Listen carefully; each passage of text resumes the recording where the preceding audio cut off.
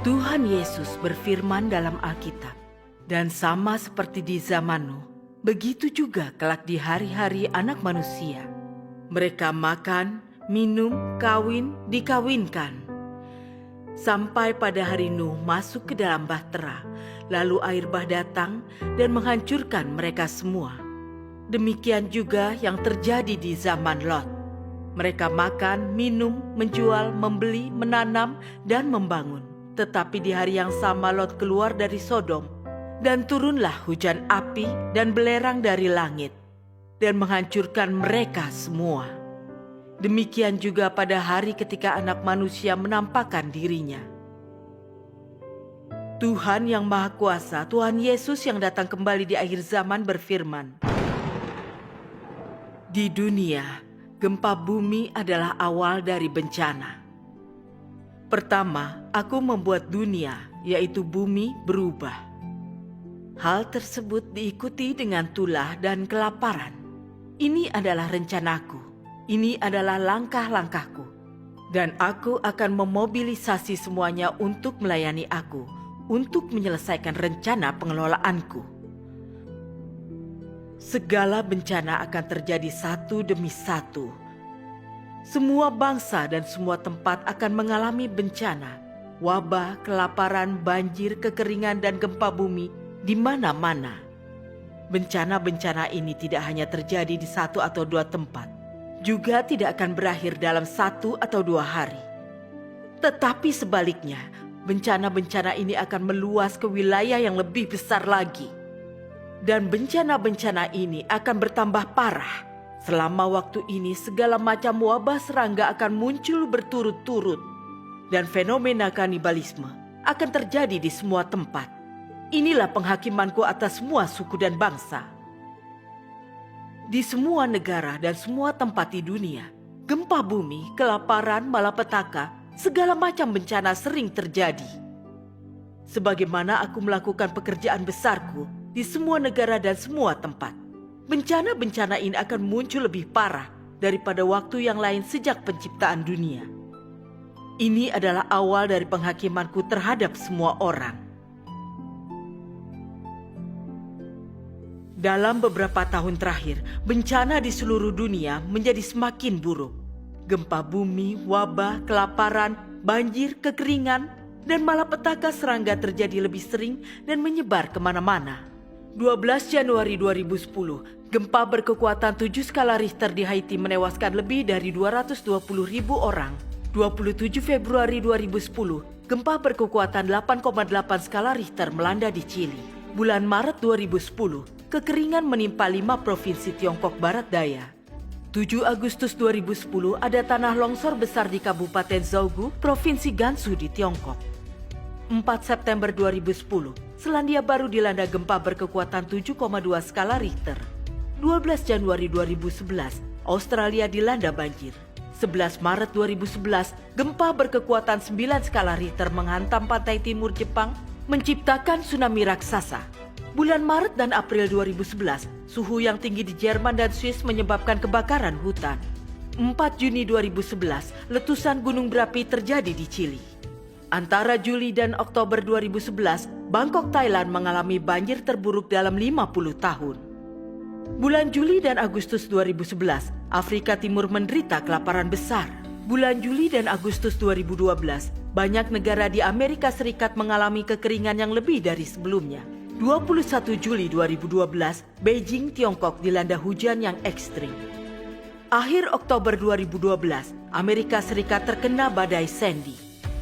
Januari 2013, kabut konstan terjadi di Tiongkok Tengah dan Timur.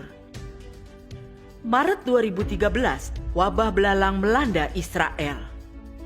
Akhir Maret 2013, kasus pertama flu burung H7N9 muncul di Tiongkok. Juni 2013, India terkena banjir. 25 Agustus 2013, angin kencang menyebabkan kebakaran berputar tanpa kendali di California, menghasilkan kebakaran terbesar dalam sejarah. Desember 2013, Timur Tengah diselimuti badai salju pertamanya dalam 100 tahun. 2 Januari 2014, gelombang dingin menghantam Amerika Utara. 27 September 2014, gunung berapi di Gunung Ontake, Jepang meletus. April 2015, gempa bumi melanda Nepal. Juni 2015, banjir besar menghantam Tbilisi, Georgia. 4 Januari 2016, gempa berkekuatan 6,8 skala Richter menghantam timur laut India. 6 Februari 2016, gempa bumi melanda distrik Menong di Kaohsiung, Taiwan. Fakta-fakta ini saja sudah cukup untuk membuat orang melihat kebenaran bahwa firman dan nubuatan Tuhan saat ini sedang diwujudkan dan digenapi. Sebagian orang tidak bisa berhenti bertanya, mengapa semua bencana ini semakin besar serta terjadi lebih sering dalam beberapa tahun terakhir? Mengapa Tuhan terus mengirimkan bencana alam? Karena umat manusia di akhir zaman telah sangat dirusak oleh setan. Kejahatan, kebejatan, tipu muslihat dan keserakahan. Manusia berpikiran jahat, berebut dan bertarung untuk status sosial, ketenaran dan kekayaan, menyebabkan pertempuran yang tidak pernah berakhir. Mereka membenci kebenaran, menikmati ketidakbenaran, dan hidup dalam dosa tanpa sedikit pun pertobatan. Bahkan menyangkal Tuhan, menolak Tuhan dan menganjurkan kejahatan. Bahkan kelompok orang percaya tertentu di dalam gereja mulai menyerah pada godaan, memilih mengejar tren jahat dunia dan memperoleh kesenangan dari dosa. Zaman yang sungguh jahat dan gelap ini benar-benar merupakan penampakan kembali hari-hari di zaman Nuh. Tuhan Yesus telah bernubuat dalam Alkitab, dan sama seperti di zaman Nuh, begitu juga kelak di hari-hari Anak Manusia. Tuhan Yesus telah kembali di akhir zaman, dan kali ini Dia adalah inkarnasi Tuhan yang Maha Kuasa yang mengungkapkan semua kebenaran sehingga Dia dapat menyucikan dan menyelamatkan seluruh umat manusia dan melakukan pekerjaan penghakimannya di akhir zaman.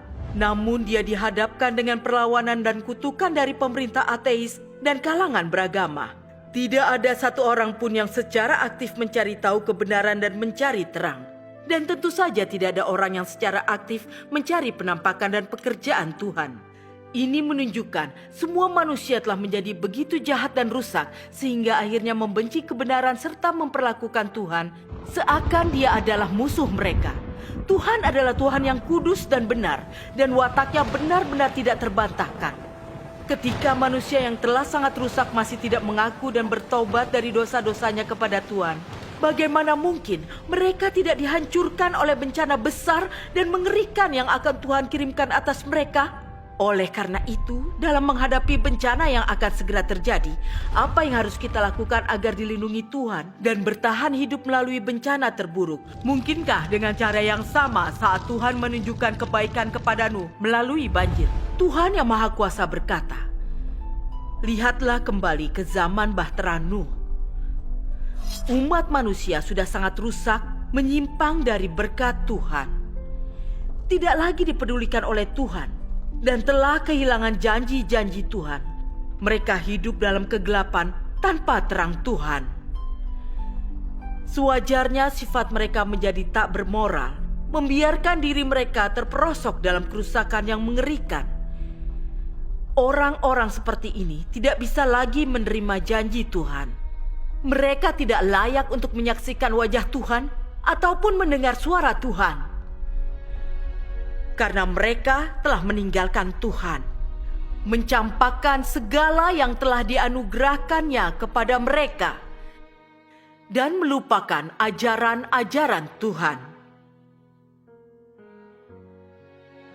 Hati mereka semakin lama semakin melenceng dari Tuhan, dan bersamaan dengan itu, mereka menjadi sangat bobrok melampaui segala alasan dan kemanusiaan. Dan mereka menjadi semakin jahat. Dengan begitu, mereka menjadi semakin dekat dengan kematian dan jatuh ke dalam murka dan hukuman Tuhan.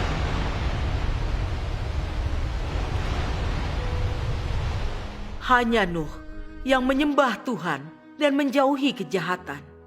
Dan karena itu dia dapat mendengar suara Tuhan dan mendengar petunjuk-petunjuk Tuhan.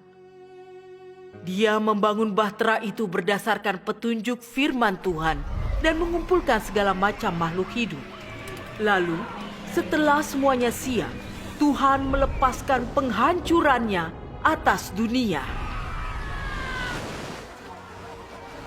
Hanya Nuh dan 7 anggota keluarganya yang selamat dari seluruh penghancuran ini. Karena Nuh menyembah Yahweh dan menjauhi kejahatan. Aku harus memberitahukanmu bahwa di zaman Nuh, orang makan dan minum, kawin dan mengawinkan sedemikian rupa sampai-sampai Tuhan tidak tahan menyaksikannya. Sehingga ia pun mengirimkan air bah untuk membinasakan umat manusia. Dan hanya menyisakan keluarga Nuh yang berjumlah 8 orang serta segala jenis burung dan binatang buas. Namun di akhir zaman, orang-orang yang dilindungi Tuhan adalah mereka yang setia kepadanya hingga kesudahannya. Meskipun kedua zaman ini sama-sama sangat rusak, sampai-sampai Tuhan tidak tahan menyaksikannya. Dan umat manusia di kedua zaman ini begitu rusaknya, sampai-sampai menyangkal Tuhan sebagai Tuhan. Dan seluruh manusia di zaman Nuh dibinasakan oleh Tuhan. Umat manusia di kedua zaman ini telah begitu dalam mendukakan Tuhan. Meskipun demikian, Tuhan masih tetap bersabar terhadap manusia di akhir zaman hingga sekarang ini. Mengapa demikian? Apakah engkau tidak pernah memikirkannya?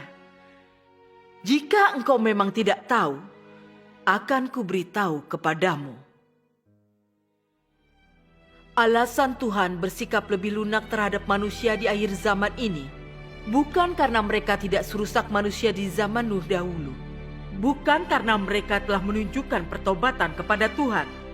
Apalagi karena Tuhan tidak sampai hati membinasakan manusia di akhir zaman yang teknologinya sudah semakin mutakhir. Sebenarnya alasannya adalah karena Tuhan masih memiliki pekerjaan yang harus dilakukan di dalam diri sekelompok manusia di akhir zaman. Dan pekerjaan ini akan dilakukan oleh Tuhan yang berinkarnasi itu sendiri. Selanjutnya, Tuhan akan memilih sebagian dari kelompok ini untuk menjadi sasaran keselamatannya. Hasil dari rencana pengelolaannya dan akan membawa serta orang-orang itu ke zaman selanjutnya. Jika umat manusia ingin mendapatkan nasib yang baik, jika suatu negara ingin mendapatkan nasib yang baik, manusia harus sujud menyembah kepada Tuhan, bertobat dan mengaku di hadapan Tuhan. Jika tidak, nasib dan tempat tujuan manusia tak ayal lagi akan berakhir dalam malapetaka. Firman Tuhan yang Maha Kuasa jelas menjelaskan kepada kita, hanya mereka yang mendengar firman Tuhan dan sepenuhnya menerima keselamatannya yang dapat bertahan hidup di bawah perlindungan Tuhan, melewati bencana paling parah dan masuk ke dalam kerajaan Tuhan. Di sisi lain, siapapun yang tidak mencari kebenaran, menolak untuk mendengarkan suara Tuhan, dan menolak keselamatan Tuhan di akhir zaman, akan dihukum dan dibinasakan di tengah-tengah bencana mengerikan ini. Kisah berikut adalah kisah nyata yang diambil dari laporan saksi mata yang terjadi di Tiongkok. Di saat Kabupaten Wenchuan diserang gempa bumi dahsyat pada 12 Mei 2008, ada satu kota yang sepenuhnya lenyap, yaitu Kabupaten Qingping di Mianzhou di Provinsi Sichuan. Hanya ada sedikit orang di dunia yang tahu tentang ini, karena upaya PKT untuk menutupinya. Kabupaten Qingping terletak di barat laut Hanwang di kota Mianzhou, tersembunyi jauh di pegunungan. Sebelum gempa bumi, tempat itu adalah surga yang subur dan indah, selalu penuh udara segar, air jernih dan langit biru, kaya dengan buah kiwi dan ginkgo. Tuhan memberkati wilayah itu dengan pemandangan yang indah dan hasil bumi yang melimpah, semua sebagai berkat bagi penduduk setempat. Tetapi warga kota tersebut tidak bersyukur atau menyembah Tuhan. Sebaliknya, mereka menghabiskan waktu mereka mengejar uang dan mengejar kesenangan dosa. Karena Kabupaten Qingping memiliki gunung yang indah, air paling bersih dan oksigen alami paling murni yang menyegarkan selama musim panas, itu menjadi tempat yang bagus untuk istirahat dan relaksasi. Karena itu penduduk setempat mulai sangat gencar mempromosikannya sebagai lokasi utama untuk agrowisata dan pariwisata. Kawasan itu menjadi tempat rekreasi populer bagi para pejabat pemerintah dari semua tingkatan dan posisi.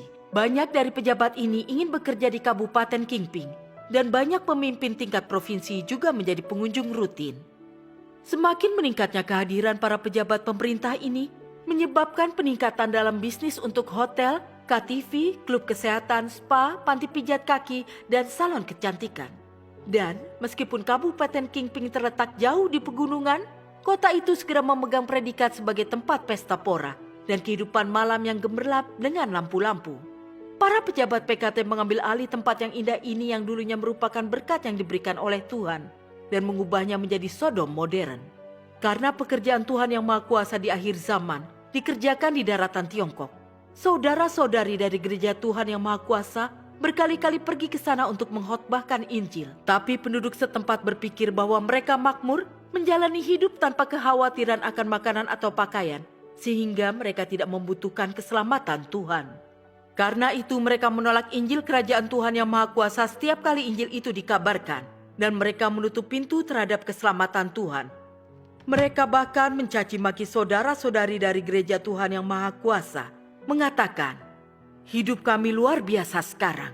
Kalian datang untuk memberitakan Injil kepada kami karena kalian tidak punya hal yang lebih baik untuk dikerjakan. Kami tidak percaya kepada Tuhan, kami hanya percaya pada uang."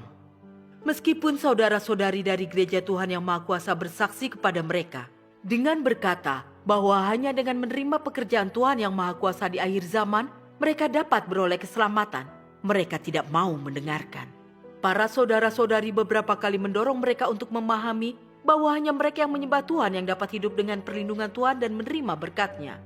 Sementara mereka yang menolak dan menentang Tuhan yang Maha Kuasa akan menjadi korban bencana dan menghadapi hukuman. Tapi tetap saja penduduk setempat mengabaikan pesan ini. Orang-orang di Kabupaten Kingping pada akhirnya menolak keselamatan Tuhan yang Maha Kuasa. Sayangnya, tidak ada seorang pun di sana yang percaya kepada Tuhan yang Maha Kuasa. Kemudian seperti yang kita semua ketahui, pada jam 2.28 siang tanggal 12 Mei 2008, gempa bumi melanda. Tiba-tiba bumi goyah dan gunung-gunung berguncang. Bongkahan batu raksasa turun dari puncak gunung. Udara dipenuhi dengan debu dan langit menjadi gelap. Beberapa gunung bahkan runtuh hingga sepenuhnya lenyap. Kabupaten Kingping berada di lembah terletak di antara dua gunung besar.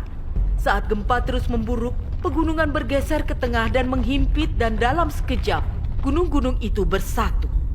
Kabupaten Kingping akhirnya hancur di telan gunung. Orang-orang di kabupaten itu semuanya terperangkap di bawah reruntuhan dan terkubur hidup-hidup. Kabupaten yang memilih untuk tidak menyembah Tuhan ini dibiarkan tanpa perlindungan dan langsung hancur. Kejadian tragis ini mengingatkan kita pada apa yang sudah dicatat dalam Alkitab. Ketika Tuhan Yahweh menyatakan bahwa Dia ingin menghancurkan Sodom, Abraham berusaha sebaik-baiknya untuk memohon kepada Tuhan Yahweh dan memintanya, jika ada 10 orang saleh yang ditemukan di kota ini, apakah Tuhan masih ingin menghancurkannya? Tuhan Yahweh menanggapi dan menjawab pertanyaan itu. Jika sungguh ada 10 orang saleh di kota ini, aku akan mengubah pikiranku dan tidak akan menghancurkannya.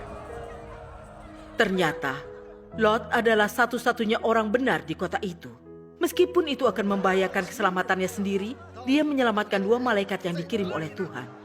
Pada akhirnya hanya Lot dan 2 putrinya yang mampu melarikan diri dari Sodom, di bawah bimbingan 2 malaikat yang Lot selamatkan dengan mempertaruhkan nyawanya. Orang-orang yang tersisa dan seluruh isi kota dihancurkan oleh api dan belerang Tuhan yang dihujankan atas mereka. Karena itu, kota berdosa yang kejam dan jahat ini yang tidak membaktikan diri untuk menyembah Tuhan, menghilang dari bumi selamanya. Dapat dikatakan bahwa Kabupaten Kingping adalah Sodom zaman modern.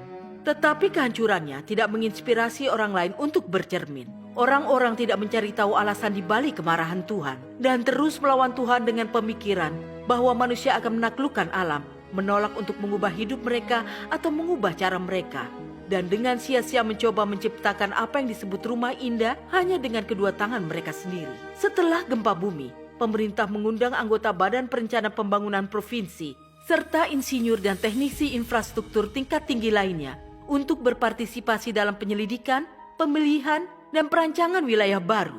Pemerintah menggelontorkan dana untuk membangun kembali Kabupaten Kingping. Tidak lama setelah itu, Kabupaten Kingping yang baru selesai dibangun dan didirikan jauh di pegunungan.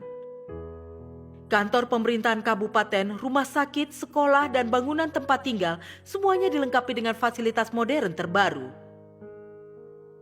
Di saat orang-orang berterima kasih kepada Partai Komunis untuk kebijakan baik mereka dan merayakan perpindahan mereka ke rumah baru, badai besar tiba-tiba muncul pada 15 Agustus 2009 yang kemudian memicu runtuhnya gunung lain.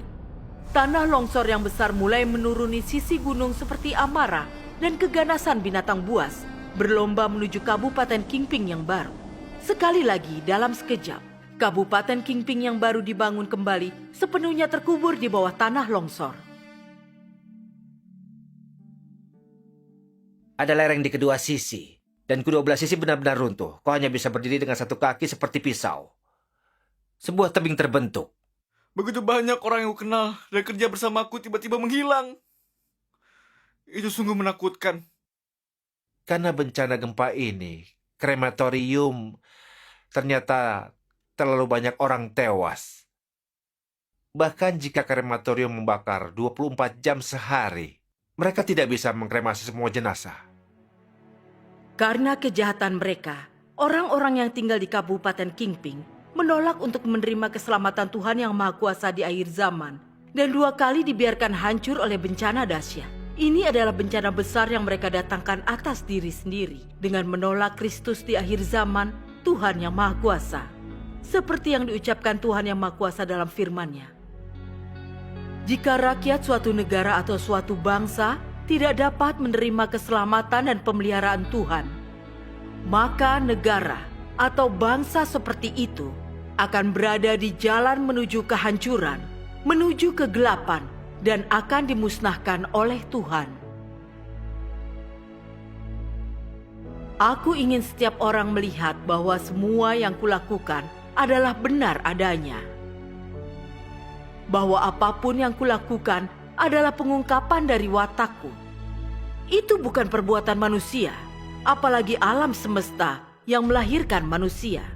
Sebaliknya, akulah yang telah memelihara segala ciptaan.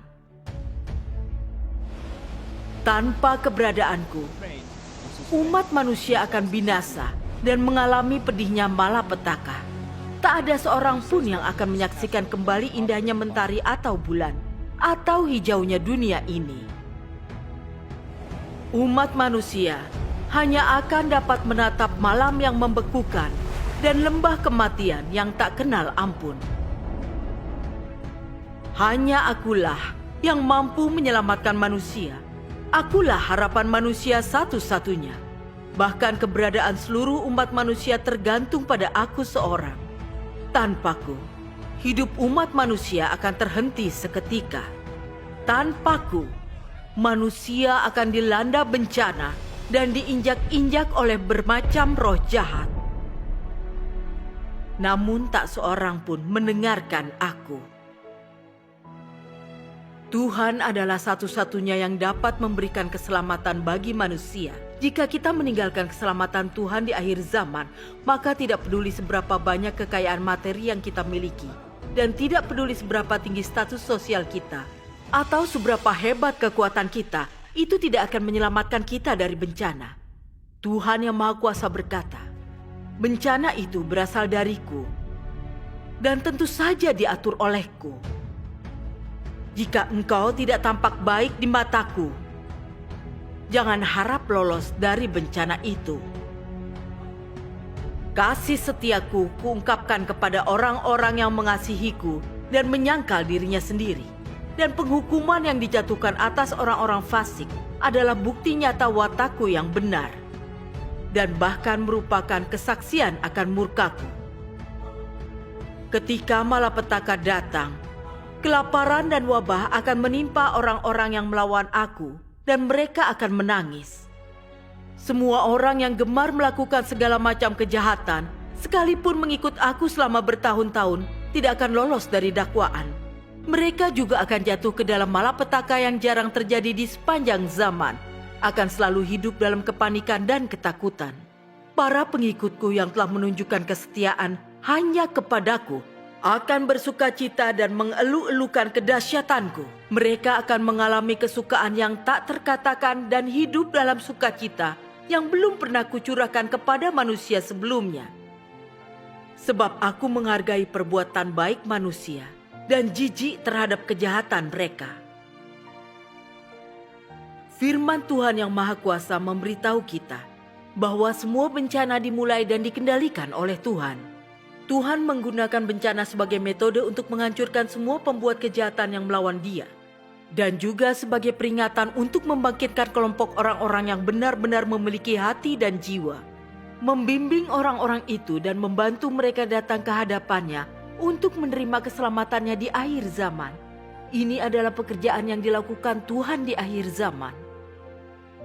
Orang yang tidak percaya kepada Tuhan akan berpikir bahwa bencana hanyalah kejadian alami yang tidak menargetkan korbannya.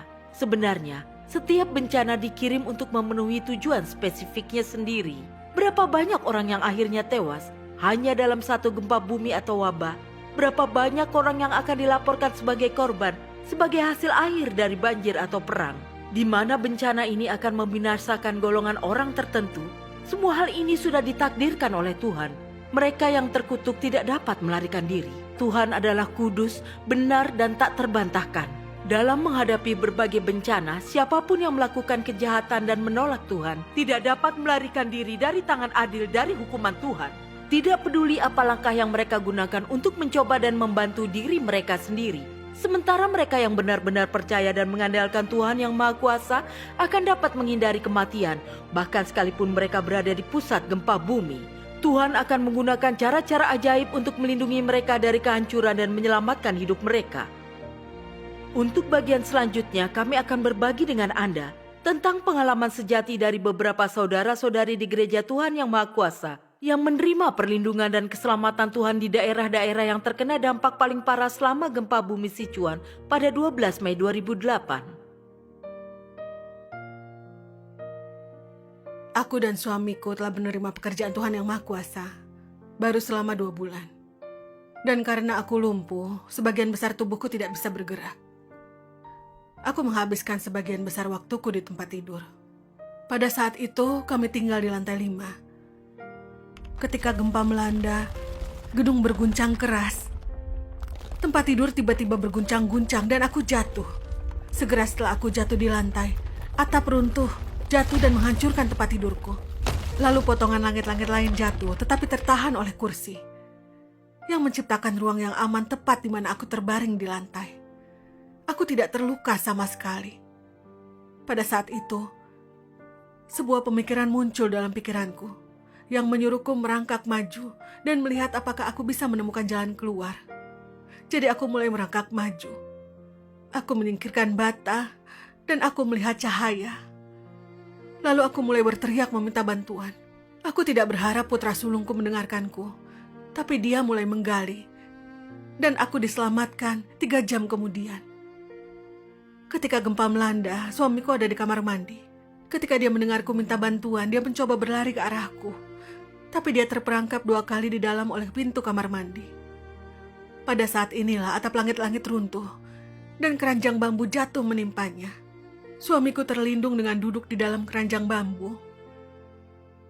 Dia terperangkap di reruntuhan selama 30 jam.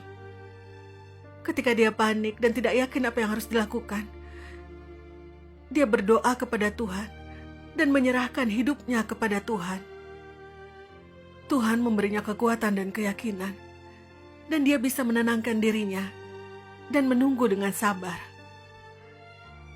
Pada waktu itu, putraku sedang berusaha mencari tentara untuk membantu suamiku. Mereka takut bahaya dan menolak membantu kami.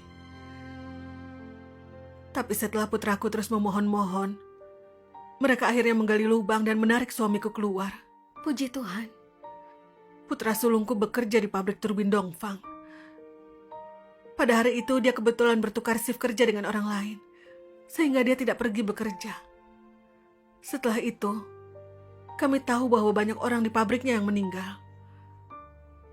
Berkat perubahan shift itu, putraku terhindar dari kematian. Cucu laki-lakiku yang berumur 7 tahun bersekolah di sekolah dasar Dongki. Dia merangkak keluar dari lubang setelah gempa, dan dia tidak terluka sama sekali. Puji Tuhan, puji Tuhan. Kami benar-benar bersyukur atas Tuhan yang Maha Kuasa. Iya, puji Tuhan. Karena imanku dan suamiku kepada Tuhan yang Maha Kuasa, semua 3 generasi keluarga kami menerima perlindungan luar biasa dari Tuhan. Puji Tuhan. Kasih Tuhan yang Maha Kuasa sungguh indah. Aku akan membicarakannya selamanya.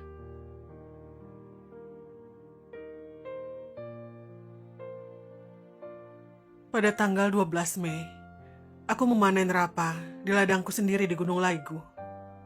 Tiba-tiba, aku merasa bumi mulai bergetar dan dunia berputar. Tapi pada awalnya, kupikir aku terkena sengatan panas. Kemudian setelah beberapa saat, aku melihat gunung bergoyang dan berayun maju mundur. Ini nyata. Segera, retakan lebar beberapa meter terbuka, dan aku melihat batu-batu berjatuhan ke arahku. Aku sadar bahwa itu adalah gempa bumi. Aku berusaha sebaik mungkin untuk menghindari bahaya, sambil terus berdoa dalam hati agar Tuhan menolongku. Aku berkata, "Ya Tuhan, Juru Selamatku, aku tahu bencana ada dalam kendali-Mu. Kau memberikan ini untuk menghajar semua yang tidak taat dan jahat. Ini adalah kebenaran-Mu. Dan aku tahu aku memiliki banyak hal yang Kau benci. Tidak peduli bagaimana Kau menghajarku, aku bersedia menaati-Mu. Bahkan jika aku ditelan bumi seperti 250 pemimpin yang menentang Musa, aku akan memuji kebenaran-Mu." Aku terus berdoa seperti itu dan berjanji untuk taat. Dan perlahan, hatiku berhenti, merasa penuh ketakutan dan kegelisahan, serta berubah menjadi tenang dan damai. Kemudian sesudahnya, sesuatu yang tidak terduga terjadi. Aku sendiri yang menyaksikan perbuatan ajaib Tuhan. Karena gempa yang sangat kuat, gunung tempat aku berdiri terbelah seperti diukir dengan pisau. Setengah gunung di sebelahku langsung runtuh menyatu dengan bumi. Tapi separuh lagi di mana aku berdiri tidak runtuh sama sekali. Dan aku sama sekali tidak tergores sedikit pun. Saat ini terjadi, keluargaku melihat gunung tempatku bekerja runtuh dari kejauhan. Mereka semua mengira aku sudah tewas. Tidak ada yang berpikir bahwa aku akan selamat, bahwa aku masih hidup dan sehat. Seluruh keluargaku terharu. Orang yang tidak percaya yang mendengar ceritaku ini mengatakan bahwa aku hanya beruntung. Namun aku tahu bahwa keberuntungan tidak menyelamatkanku. Itu adalah perlindungan dan pemeliharaan Tuhan. Aku berbagi pengalamanku dengan banyak saudara-saudari kita. Setelah itu mereka berkata, "Tuhan yang Maha Kuasa, begitu Maha Kuasa." Puji Tuhan.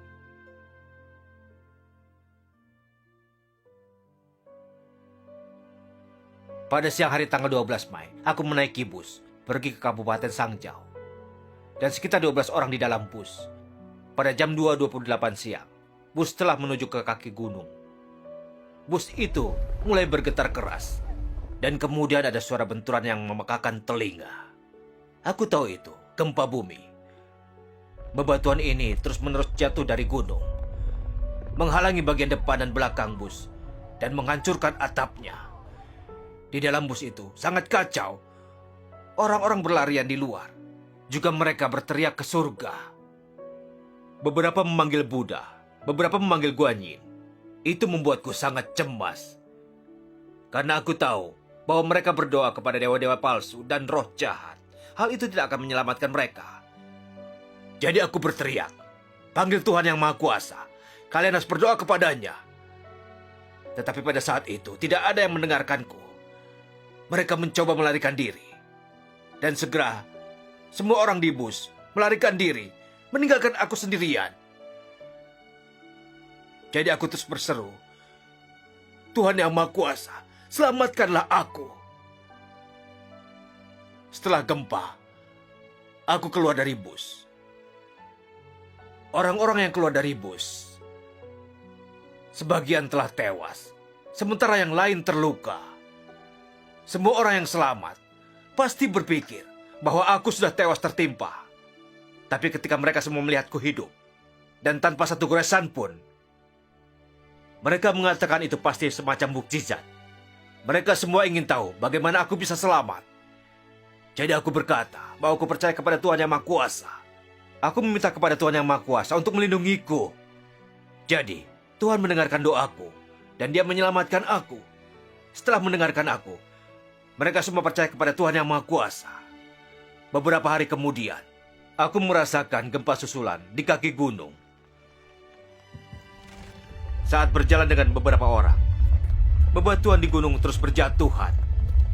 Dan karena jalan itu sangat panjang, orang-orang begitu ketakutan. Kami benar-benar berada dalam masalah. Ketika semua orang panik dan tidak yakin apa yang harus dilakukan, aku mulai berteriak kepada mereka. Dengarkan apa yang kukatakan. Jangan memanggil Buddha. Jangan memanggil Guan Yin. Semua orang memanggil Tuhan Yang Maha Kuasa. Kemudian orang-orang itu bersamaku memanggil Tuhan Yang Maha Kuasa. Dengan itu, kami lewati jalan berbahaya tersebut. Kami selamat. Puji Tuhan. Puji Tuhan.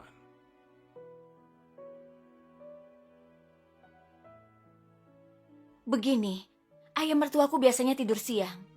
Tapi sekitar tengah hari pada tanggal 12 Mei, ayah mertuaku mengeluh bahwa dia tidak bisa tidur.